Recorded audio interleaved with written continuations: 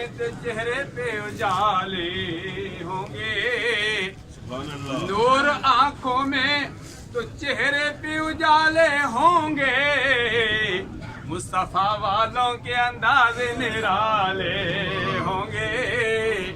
अल्लाह अल्लाह। आज बैकर हलाको मोहब्बत चौधरी हसन अस्करी साहब नव्वर अल्लाह मरकदहू की नमाज जनाजा बता रहा था। जिक्र खुदा और जिक्र मुस्तफा की गूंज में इनकी मैयत आ रही थी और ये पता लग रहा था कि आज सरकार अब्दे करार सल्लल्लाहु अलैहि वसल्लम के आशिक और सरकार अब्दे करार सल्लल्लाहु अलैहि वसल्लम की आल के आशिक की नमाज जनाजा आ रही है। जनाजा जनाजा में फर्क है। शेर जबर से जनाजा चरपाई को और जनाजा मैयत को कहते हैं।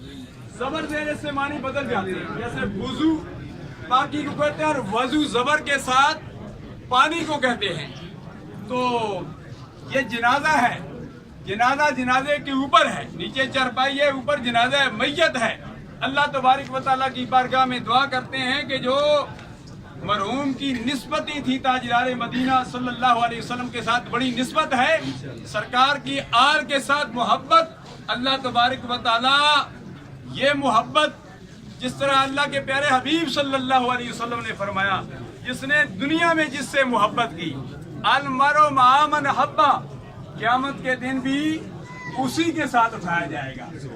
एक सहाबी सरकार अपने करार सल्लल्लाहु अलैहि वसल्लम की खिदमत में तशरीफ फरमा है, बड़े कमजोर हैं, नहीफ हैं। सरकार ने फरमाया कि तू कमजोर क्या हुआ है? फरमाया मैं सोच रहा हूँ इसलिए कमजोर हूँ। जैसे तकरीबन 1 महीने से मैं खुद भी बीमार रहा, अब मैं बोल नहीं सकता, ज्यादा आवाज आप दूर तक शायद की आवाज न पहुँच सकी बीमारी की वजह से। लेकिन वो सरकार के सहाबी अर्ज करता है, या रसूल अल्लाह मैं परेशान हूँ, मेरा रंग फक हो गया है, मैं कमजोर हो रहा हूँ। इसकी वजह यह है कि क़यामत के दिन या रसूल अल्लाह सल्लल्लाहु अलैहि वसल्लम नफ्सा नफ्सी का आलम होगा, पता नहीं मेरा कौन सा मकाम होगा।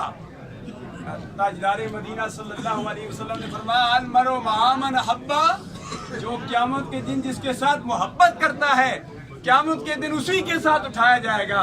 फरमाया तू गम न कर, तूने अपनी जिंदगी अल्लाह के प्यारे हबीब अलैहि तहियत व सना की मोहब्बत में गुजारी है, क़यामत के दिन भी ताजदार मदीना सल्लल्लाहु अलैहि वसल्लम के साथ उठाया।